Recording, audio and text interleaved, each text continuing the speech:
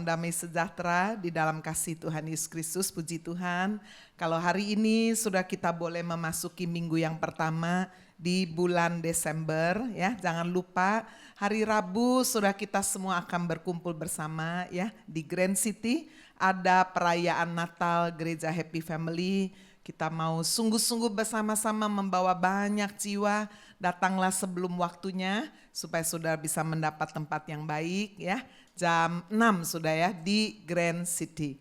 Bapak Ibu Saudara sekalian, di dalam minggu ini ya, mulai dengan satu subtema yang baru diberikan oleh Pak Hani sebagai gembala, yaitu living joyfully ya, hidup dengan penuh sukacita.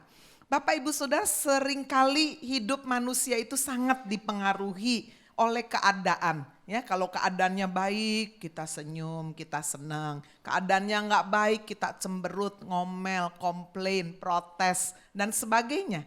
Kita juga gampang sekali dipengaruhi sukacitanya oleh orang-orang di sekitar kita. Kalau suaminya baik, wah kita happy. Ya, begitu anaknya rewel, anaknya ngomel, wah kita juga terganggu sukacita ini. Bapak Ibu Saudara sekalian, tetapi seharusnya sukacita yang Tuhan sediakan bagi kita adalah sukacita yang sejati. Amin. Sukacita yang tidak boleh tergantung keadaan atau manusia di sekeliling kita. Hari ini saya ingin menyampaikan kebenaran firman dengan judul seperti subtemanya adalah living joyfully. Ya, hidup dengan penuh sukacita. Bagaimana saudara supaya kita boleh terus menerus mengalir sukacita itu di dalam hidup kita. Mari kita melihat yang pertama, biarlah kita boleh bersukacita. Karena nama kita terdaftar di surga. Amin. Ya, saudara sekalian, ini tidak bisa hilang karena apa? Karena memang Tuhan sendiri yang menganugerahkannya. Mari kita melihat itu di dalam Injil Lukas pasal 10. Ayat 20. Lukas pasal 10 ayat 20, namun demikian janganlah bersukacita karena roh-roh itu takluk kepadamu. Tetapi bersukacitalah karena namamu ada terdaftar di surga. Amin. Wah, indah sekali. Saudara, ini kalau kita membaca ayat-ayat di atasnya, diceritakan 70 murid itu kembali dengan gembira ya, baru diutus sama Tuhan Yesus. Saudara-saudara sekalian, ketika murid-murid ini sudah bersama dengan Yesus, mereka menerima pengajaran, harus diutus, belajar melayani. Wah, sudah 70 murid ini lalu kembali katanya dengan gembira, joyfully. Lalu kasih laporan Tuhan, ternyata setan-setan takluk kepada kami. Karena namamu, ya, demi namamu. Saudara, Tuhan Yesus seharusnya senang dong. Wah, hebat memang kamu ya. Mestinya begitu ya. Tetapi saudara, apa jawab Yesus kalau kita lihat di ayat 18? Aku melihat iblis jatuh dari langit. Wah, ya. Wah, rasanya kok orang ingin terima pujian, kok malah terima rasanya satu peringatan, satu warning. Sesungguhnya aku telah memberikan kuasa kepada kamu untuk menginjak ular, kalajengking, kuasa untuk menahan kekuatan musuh sehingga tidak akan ada yang membahayakan kamu. Jadi saudara, di sini kita belajar bahwa sukacita kita tidak boleh karena roh-roh setan itu takluk. Wah, amin. Ya, wah saya bisa ngusir setan loh. Wah, saya bisa doain orang, orangnya keplanting loh. Wah, orang sakit bisa sembuh loh. Wah, jadi sudah ini peringatan dari Tuhan Yesus sendiri. Mengapa kita tidak boleh bersukacita karena roh-roh itu takluk kepada kita? Karena Tuhan ingin mengingatkan bahwa kuasa itu adalah anugerah. Kuasa itu adalah pemberian. Amin. Ya, bukan karena kehebatan kita, bukan karena kesucian kita lalu Tuhan kasih gitu ya. Tidak. Tapi betul-betul sudah itu anugerah, bukan untuk dibanggakan, disombongkan, bukan untuk bikin orang supaya iri hati ya. Ya, saudara punya pendeta juga, oh nggak kayak pendetaku gini. Pendetamu apa? Waduh, nyombonginnya pendeta-pendeta, gembala-gembala. Yesus mengingatkan ya, untuk kita bersukacita bukan karena roh-roh setan ini takluk kepada kita. Tetapi dikatakan di ayat 20, namun demikian janganlah bersukacita karena roh-roh itu takluk kepadamu. Tetapi bersukacitalah karena namamu ada terdaftar di surga. Amin. Amin. Sekarang pertanyaannya, apakah nama saudara sudah terdaftar di surga? Amin. Wah, luar biasa sekali. Saudara-saudara sekalian, firman Tuhan mengingatkan kita yang mati dan namanya itu ada di dalam buku kehidupan akan bangkit. Jadi kalau saudara punya pasangan hidup, ya, istri, suami, orang tua, anak, teman, sahabat, ya, saudara-saudara sekalian, kakek, nenek udah meninggal dunia di dalam Tuhan, kita nggak usah terlalu meratapi. Amin. Firman Tuhan mengingatkan nggak usah terlalu bersusah seperti orang dunia yang tidak punya pengharapan. Mengapa, saudara? Coba kita lihat Daniel pasal 12 ayat 2. Dan banyak dari antara orang-orang yang telah tidur di dalam debu tanah. Wow, saudara, Alkitab mencatat ya, mati itu sama dengan tidur. Saudara kalau tidur bisa mikir nggak? Kalau saudara masih bisa mikir, pikirannya kemana-mana, itu tandanya belum tidur. Itu aja. Orang kalau tidur sok gitu, udah nggak inget apa-apa. Benar nggak? Nggak inget saudara, mukanya lagi kebuka. Kadang-kadang ya ada yang usil. Kalau lagi dalam perjalanan ketiduran. Di foto biar ayu kayak apa, kalau tidur dia udah nggak inget. Betul nggak? Ya, menyong kayak apa, ya udah. Nah, itu saudara benar-benar kayak orang mati. Firman Tuhan menggambarkan orang mati ini seperti tidur. Orang-orang yang telah tidur di dalam debu tanah. Nah, ayat ini juga seperti menggambarkan sudah kalau mati itu sedapat mungkinlah dikubur. Tapi di dalam ayat firman juga nggak ada yang bilang kalau matinya dibakar lalu kemudian nggak diterima Tuhan. Nggak ada sih, nggak ada. Atau yang matinya tenggelam dimakan binatang buas ya. Tapi sedapat mungkin kalau masih memungkinkan ini ya, di dalam debu tanah dikubur. Saudara-saudara sekalian, dikatakan banyak dari orang-orang yang telah tidur di dalam debu tanah akan bangun. Wow ya, di Tesalonika juga dikatakan waktu Yesus nanti datang sudah di atas awan-awan, sebelum orang-orang yang percaya yang masih hidup ini diangkat ke awan-awan, lebih dulu kloter pertama ini yang dikubur-kubur ini dibangkitkan. Ini persis ini dengan kitab Daniel ini. Jadi orang-orang yang telah tidur dalam debu tanah akan bangun. Sebagian untuk mendapatkan hidup yang kekal, sebagian lagi untuk mengalami kehinaan dan kengerian yang kekal. Jadi saudara, kita tidak boleh meniadakan neraka, surga, nggak boleh. Firman Tuhan mencatat itu. Ada kehidupan yang kekal, itulah surga. Ada kengerian, kehinaan yang kekal, itulah neraka. Semua lagi menunggu, semua lagi waiting list. Wah ya, jadi saudara sekalian, ketika saatnya tiba dikatakan orang-orang yang tidur dalam debu tanah ini dibangunin semuanya. Sebagian menerima hidup yang kekal, sebagian mengalami kehinaan yang kekal. Yang namanya ada di dalam buku kehidupan. Wow, jelas sekali. Saudara, ternyata di alam kekal itu ada buku kehidupan. Itu sebabnya Paulus juga mendorong orang-orang yang melayani menjadi partner dalam pelayanan. Seringkali saudara waktu baru melayani semangat luar biasa. Ya, udah 1 tahun, 2 tahun, 3 tahun, 5 tahun, 7 tahun, 10 tahun. Mulai kelihatan loyo. Ya, hidup pernikahan gitu ya.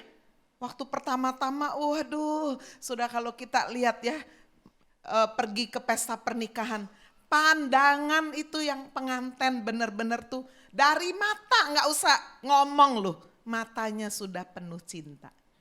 Betul ya? Nah, tunggu sudah belum apa-apa.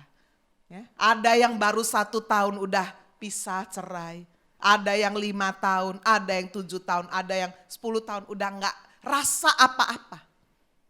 Itu sebabnya seringkali sudah apa yang terjadi dalam kehidupan kita sehari-hari keluarga bisa terjadi juga di dalam pekerjaan saudara, di dalam pelayanan kita. Itu sebabnya Paulus mengingatkan ada hamba Tuhan perempuan. Ya, coba kita lihat di Filipi pasal yang keempat ayat 2. Namanya Eudia, Sintike, dinasehati. Ya, wanita-wanita kalau melayani luar biasa sih. Tapi kelemahannya di mulut saudara, gegeran terus ya. Aku mau ini, aku mau itu. Wah, seneng ngerasani orang. Ya memang kekuatan juga bisa jadi kelemahan, betul nggak? Kekuatan wanita dibicara, tapi sekaligus kelemahannya bicara juga. Paulus mengingatkan, Eudia kunasehati, Sintike kunasehati. Supaya apa? Supaya sehati, sepikir di dalam Tuhan. Ya, jangan karepe dewe. Amin saudara, sehati, sepikir. Bahkan ku minta kepadamu juga Sunsugos temanku yang setia. Sampai Paulus minta tolong ya. Rekan pelayanan yang nama Sunsugos ini, tolonglah mereka karena mereka telah berjuang dengan aku. Mereka ini siapa? Sintike dan Eudia ini. Mereka sudah berjuang dengan aku dalam pekabaran Injil bersama-sama dengan Clemens dan kawan-kawanku sekerja yang lain. Perhatikan saudara, Paulus mengingatkan apa? Yang namanya tercantum apa? Dalam kitab kehidupan.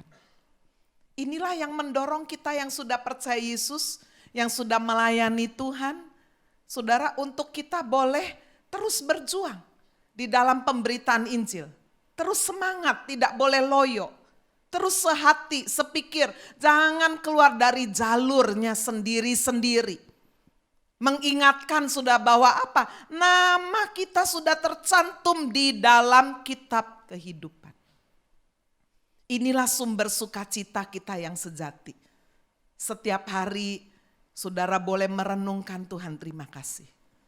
Nama saya Agnes Maria.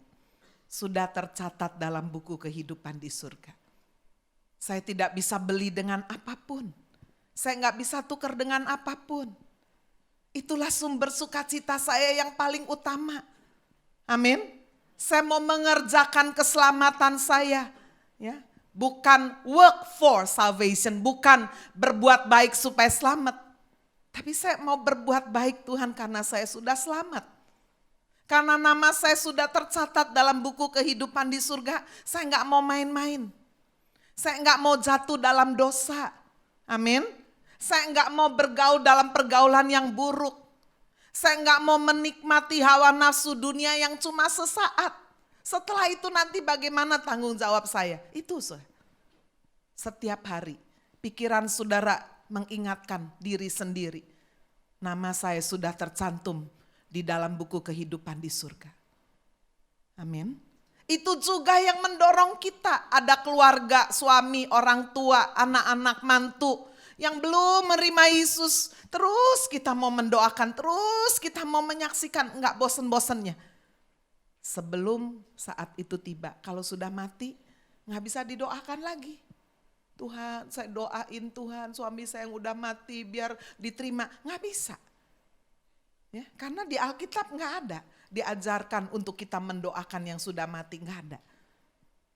Selama masih hidup itulah kita doakan. Amin. Selama masih hidup itulah saudara berbuat baik, hormat sama orang tua, mengasihi suami. Jangan udah mati gegerungan, saudara nangis setengah mati ya di adi jasa. Nangisnya kenapa? Waduh, mungkin waktu masih hidup tidak mengabdi, tidak melayani dengan baik, dijor-jorkan saudara.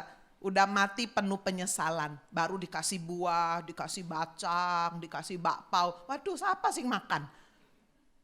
Ya, selama masih hidup sudah punya orang tua, ajaklah jalan-jalan. Ya, kemarin beberapa hari yang lalu saya ketemu teman, ada meeting ya untuk perkuliahan lebih lanjut. Dia bilang, Bu, sekarang saya mengatur saudara-saudara saya 1 tahun sekali. Ajak mama jalan-jalan mumpung kakinya masih kuat. Ya, jalan-jalan, ini lagi pergi ke Korea. Jadi teman-teman anak-anaknya misalnya 7, ya udah bawa semuanya. Kalau enggak begitu, kapan lagi? Orang tua rasanya seringkali nelongso juga. Minggu ini dioperkan di anak nomor 1, dititipin. Ya, sambil dalam hati anak yang pertama, kapan mantu ya, mantu biasanya kalau anak welcome sekali. Mantu, kapan mama ini ya kok di sini terus lamanya makan, waduh ceceran kemana-mana. Apalagi kalau udah kencing sendiri, waduh. Apalagi kalau pikun, wah ya dititipi itu rasanya beban.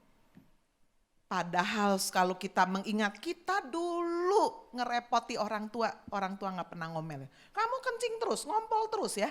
Zaman dulu belum ada pampers kayak sekarang kan. Makan terus sampai dikejar-kejar kemana-mana. Ya nggak ngomel tuh. Tapi berapa banyak kita ngomel ketika orang tua kita udah kayak anak kecil. Wah, lalu pindahin lagi sebulan ganti ke anak nomor 2. Wah, anak nomor 2 yang tadinya happy jadi nggak happy. Wah, ada aja alasan, bulan ini jangan aku dulu, aku repot pembantu pulang, wah dan sebagainya. Ya, Bapak Ibu Saudara. Mumpung mereka masih hidup, saya dengar teman saya, ya good idea. Semua sibuk, semua repot, harus ada komitmen. Kapan benar-benar sediakan waktu untuk bisa kumpul dengan keluarga, dengan orang tua yang masih hidup. Bapak Ibu Saudara, apa yang terjadi jika nama kita ternyata waktu kita pulang meninggalkan dunia ini, ternyata berhadapan sudah dengan Tuhan ya, dalam penghakiman, loh namanya tidak ada, gimana? Coba kita membaca itu Saudara ya, di dalam Wahyu pasal 20 ayat 12. Dan aku melihat orang-orang mati, besar, kecil, gak peduli loh. Jadi Saudara punya anak kecil, harus diinjili. Gereja Happy Family memberi kesempatan. Saudara punya anak umur 9-10 tahun, boleh mengikuti training basic khusus untuk anak-anak. Supaya mereka anak-anak ini mengerti percaya Yesus bisa dibaptis. Ya, jangan tunggu nantilah biar ngerti-ngerti sendiri. Biar udah tua juga gak ngerti-ngerti sendiri. Harus ada yang memberitakan, betul sudah? Ya, ini firman Tuhan berkata, aku melihat orang-orang mati, besar, kecil, itu berdiri di depan tahta, dibuka semua kitab. Salah satunya dikatakan kitab yang lain yaitu kitab kehidupan. Ngomongnya sama loh. Ya, dari perjanjian lama, perjanjian baru, Injil, sampai surat Paulus, sampai Yohanes mencatat di kitab Wahyu. Ya. Kitab lain kitab kehidupan. Dan orang-orang mati dihakimi menurut perbuatan mereka berdasarkan apa yang ada tertulis di dalam kitab-kitab itu. Ayat 15, setiap orang yang tidak ditemukan namanya tertulis dalam kitab kehidupan itu, ia di mana Saudara? Dilemparkan ke dalam lautan api. Wow. Yang namanya tidak ada dicatat. Sudah nggak bisa remedi di sana. Diher aja, disucikan di api penyucian gitu ya. Nggak ada, sudah cari kalau ada itu. Itu sebabnya hidup jangan berdasarkan tradisi. Tapi hiduplah apa yang dicatat di dalam Alkitab yang adalah kebenaran firman. Amin. Jika namanya tidak ada, orang itu dikatakan akan dilemparkan ke dalam lautan api. Waktu masuk ke dalam lautan api apa? Langsung vanish. Vanish itu binasa, lenyap enggak? Enggak. Ya. Saudara-saudara, mereka akan mengalami kengerian, siksaan yang selama-lamanya. Mereka bukan hanya tidak masuk sudah dalam kerajaan surga, mereka juga tidak mendapat bagian di dalam Yerusalem baru.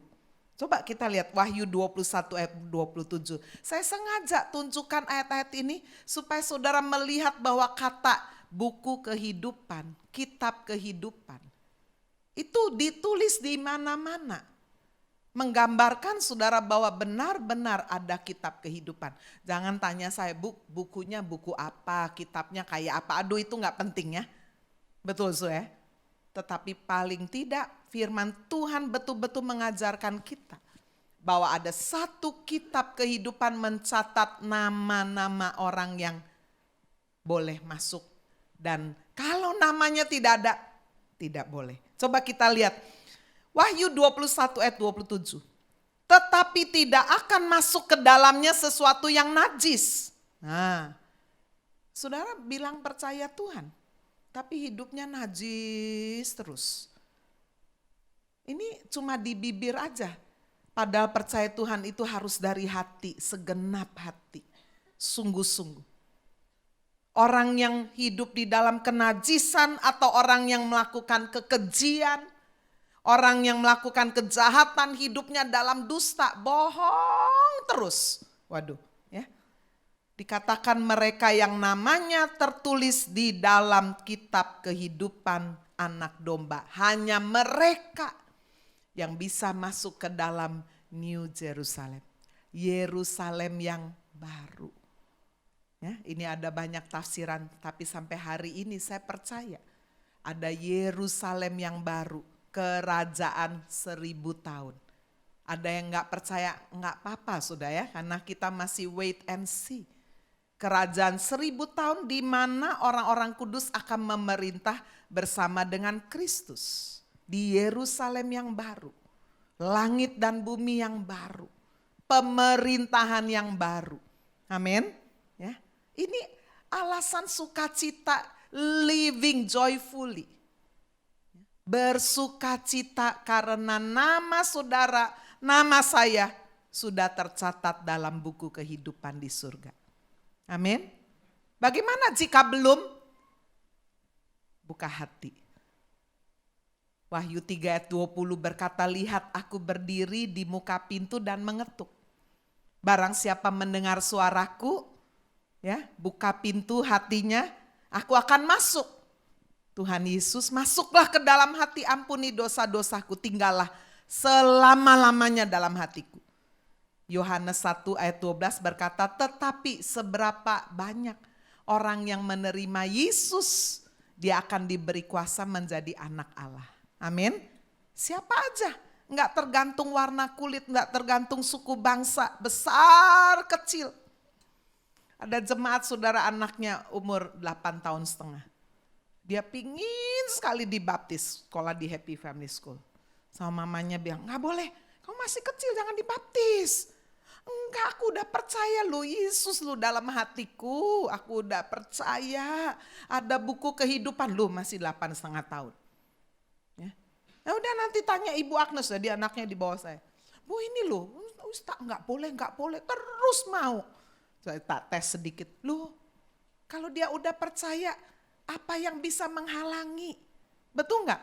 Walaupun sudah tua, kalau udah dites belum, aku enggak percaya itu, cuma aku disuruh-suruh tok ya. Ya wis terpaksa, wah itu jangan.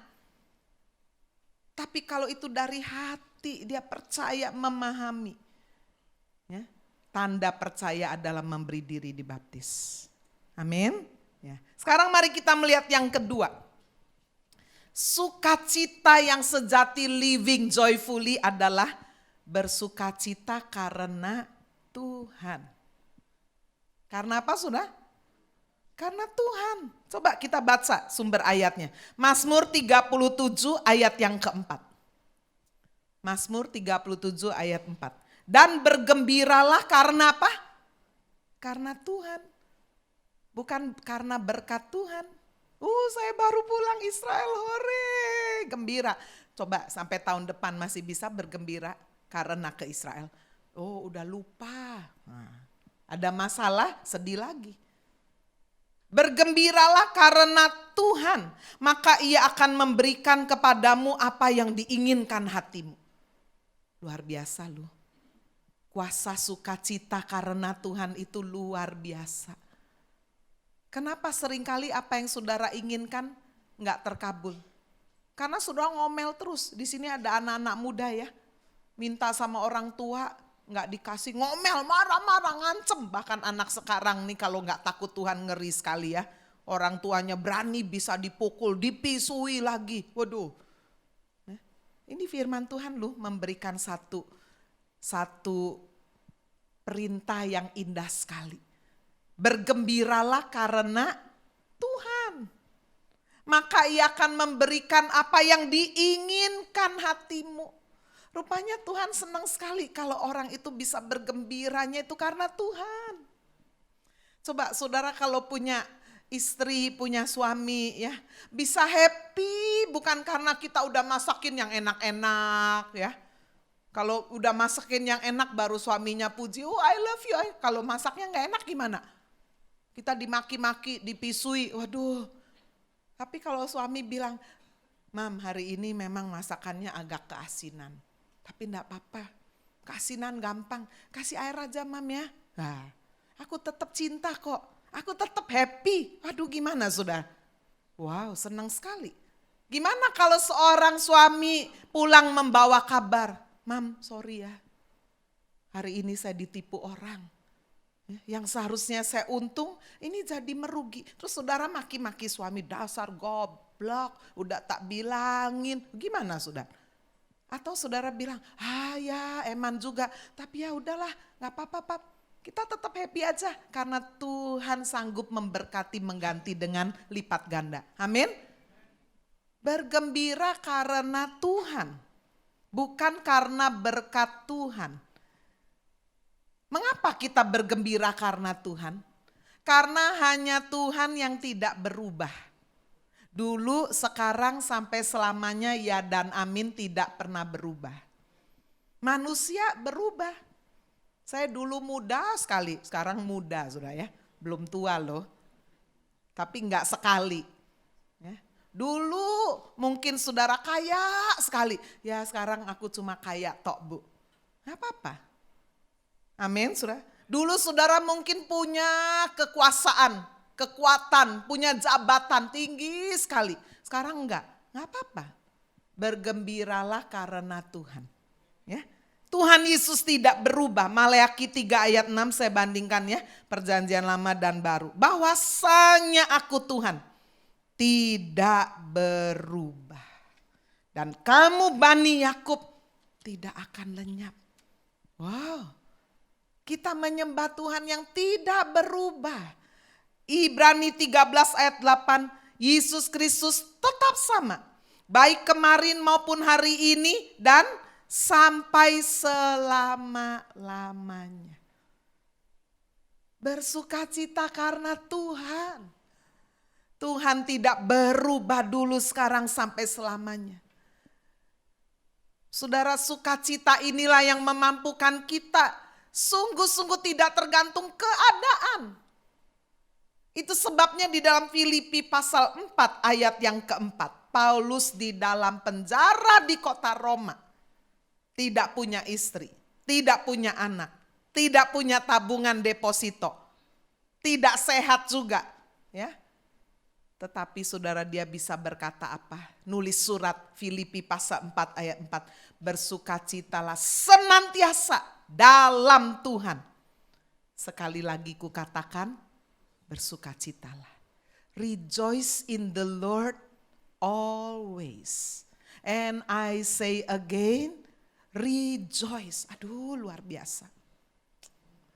Kita belajar, saya belajar. Kita lebih gampang saudara untuk mengeluh.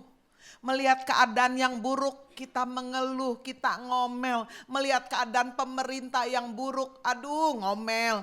Ya. Melihat suasana rumah tangga, melihat anak, melihat situasi, melihat pekerjaan sepi. Kita ngomel, itu sebabnya bukan tambah rame, tambah sepi. Tapi coba saudara belajar bersyukur. Bergembira karena Tuhan. Maka doa kita betul-betul akan powerful. Karena itu janji Tuhan. Kalau kita bergembira karena Tuhan, Dia akan memberikan apa yang diinginkan oleh hatimu. Kita menjadi orang yang betul-betul sudah memiliki sukacita yang sejati. Saya membaca satu kisah yang luar biasa dari satu keluarga lawyer. Nama orang itu Horatio Spafford. Dia seorang pengacara kaya raya dari Chicago pada tahun 1870. Coba bisa munculkan saudara fotonya, Horatio Spafford. Nah ini. Ya. Saudara-saudara sekalian, dia seorang Kristen yang sejati. Seorang Kristen yang sejati baru betul-betul disebut sejati kalau sudah lewat ujian. Betul ya? Sudah apa yang dialami oleh Horatio ini tahun 1870. Dia kehilangan satu-satunya anak laki karena penyakit demam berdarah. Ya, di Chicago bisa kena penyakit demam berdarah, dokternya nggak bisa ngobatin. Coba bawa Indonesia, wah langsung ya. Horatio Spafford. Spafford akhirnya merencanakan saudara kemudian satu perjalanan. Tapi sebelumnya dia alami tragedi lagi.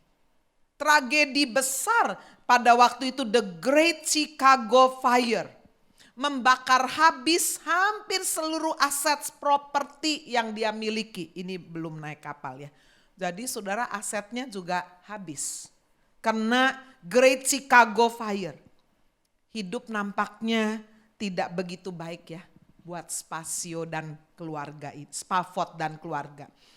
Dia kemudian merencanakan satu perjalanan, udah anaknya mati, bisnisnya juga kena kebakaran. Udahlah, kita ikut seminar aja, seminar di Eropa yang diselenggarakan oleh D.L. Moody.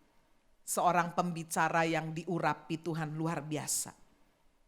Udah saudara pesen tiket kapal, anak perempuannya 4 dan Spafford dan istrinya mau naik kapal. Ya, jadi ini anak perempuannya 4, nah itu putranya. Tetapi sudah tiba-tiba dia ada satu janji bisnis yang gak bisa dibatalkan. Jadi dia bilang sama istrinya, udah kamu pergi aja naik kapal. Itu kan banyak teman-teman Kristen yang juga mau ikut seminarnya di El Moody itu. Kamu berangkat, nanti aku nyusul. Istrinya berangkat bersama dengan 4 anak perempuannya. Tetapi siapa yang menyangka di perjalanan kapalnya terhantam badai. Hanyut. Hanya istrinya yang selamat, 4 anaknya mati. Saudara-saudara sekalian, pada waktu Horatio ini mendengar berita 4 anak perempuannya mati, dia menyusul istrinya. Sepanjang perjalanan dia meratapi laut yang telah mengambil ke-4 anak perempuannya. Dan dalam perjalanannya dia memuji Tuhan. Dia menciptakan satu hymn. When peace like a river attendeth my way. Ketika damai sejahtera yang seperti sungai boleh ada di dalam perjalanan hidupku. When sorrows like sea billows roll. Ketika kesedihan seperti lautan bergulung di bawahku. Apapun yang menjadi bebanku yang begitu berat. Thou hast taught me to say. Engkau telah mengajarkan aku untuk berkata, it is well, it is well, it is well, it is well with my soul. Hymn ini ciptaan Horatio ketika dia kehilangan segala. Kehilangan anak laki satu-satunya. Kehilangan bisnisnya. Kehilangan 4 anak perempuannya.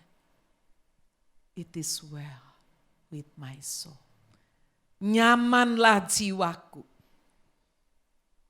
Bapak Ibu Saudara, orang Kristen yang sejati tidak boleh kehilangan sukacita. Karena apapun. Amin. Karena Tuhan adalah sungguh-sungguh kekayaan kita yang paling besar. Sukacita di dalam Tuhan itulah menjadi sumber kekuatan. Nehemia 8 ayat 10. The joy of the Lord is my strength. Is your strength. Coba saudara lihat orang yang gampang sekali sakit karena sedang kehilangan sukacita. Sedih terus, khawatir terus, stres terus, takut terus. Putus asa apalagi, waduh. Putus asa gampang sekali membuat orang apa saudara? Bunuh diri, merasa tidak ada jalan keluar. Merasa tidak berguna lagi hidup di dunia ini. Tapi kalau saudara ingat kembali Tuhan, kau sudah mati buat aku. Sukacita sejati karena namaku sudah tercatat dalam buku kehidupan di surga. Kalau sekarang ini saya sedang menghadapi pencobaan, 1 Korintus 10 ayat 13 berkata pencobaan yang aku alami, pencobaan biasa. Tidak akan melebihi kekuatanku. Siapa yang bilang? Firman Tuhan. Allah itu setia, adil, Dia pasti akan memberikan kekuatan dan jalan keluar bagi setiap orang yang diizinkan alami pencobaan itu. Amin. Jangan biarkan suara hati kita ngomong sendiri, perasaan, apalagi saudara curhat sama orang dunia. Makanya aku bilang jangan terlalu nemen Kristen-Kristen itu. Oh, coba pelayanan, mana sekarang ini loh, ngamuk setane. Paling enak itu jadi orang tuh biasa-biasa. Sudah tak titeni ya, orang kalau pelayanan nemen-nemen, ngamuk itu setane. Maka apa dicukut, aduh ini omong Jawa gak iso ini. Makanya apa aja diambil gitu, hati-hati sudah. Itulah jebakan iblis. Lalu saudara maunya jadi Kristen yang biasa-biasa. Tetap kaya, tetap enak. Ya tapi juga nanti kalau mati masuk surga. Ya, saya pernah melayani seorang ibu rumah tangga. Dia punya suami kaya sekali. Tapi kekayaannya itu dari suhu-suhu. Ya, lalu saya layani, saya bilang kamu harus doakan suaminya supaya bertobat. Terus kalau bertobat nanti gimana Bu? Dia kayaknya itu benar-benar lu sampai diangkat anak sama apa bante itu apa ya? Diangkat anak kemana aja? Kaya apa aja yang diomongin jadi tuh. Lalu saya bilang apa adanya. Ya kalau suamimu bertobat sungguh-sungguh bisa jadi. Kekayaan yang dapat dari suhu-suhu itu ya diambil. Waduh, lah aku nanti tiba-tiba miskin Bu. Mau aku. Loh, terus maunya ibu apa? Aku tetap kaya. Lah suami enggak tobat-tobat, serahkan sama Tuhan. Loh, kok enak ya?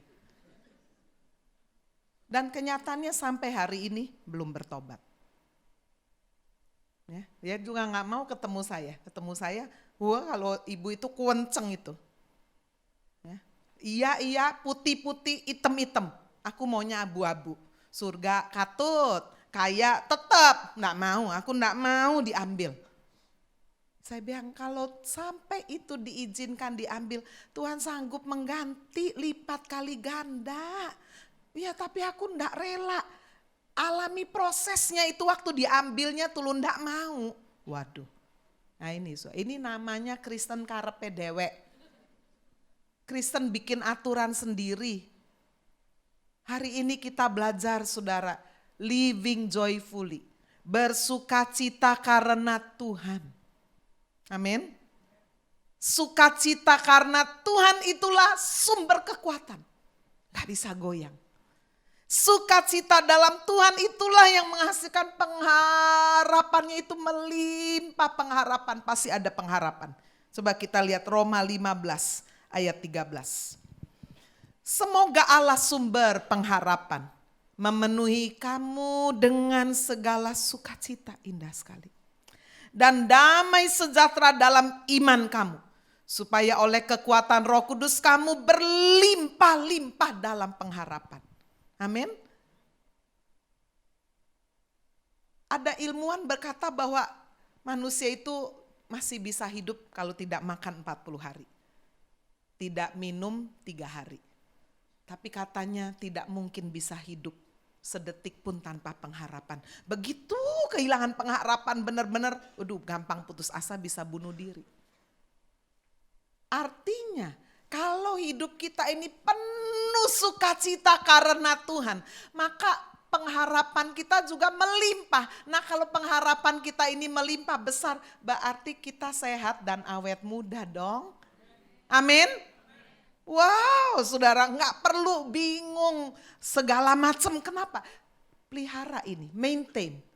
Sukacita karena Tuhan itu harus dipelihara. Sama seperti saudara melihara rumah, melihara taman, kebersihan tubuh, kan harus dipelihara, betul nggak? Sukacita pun harus dipelihara. Begitu kita ngomel, kita ingat, nggak boleh, jangan, stop.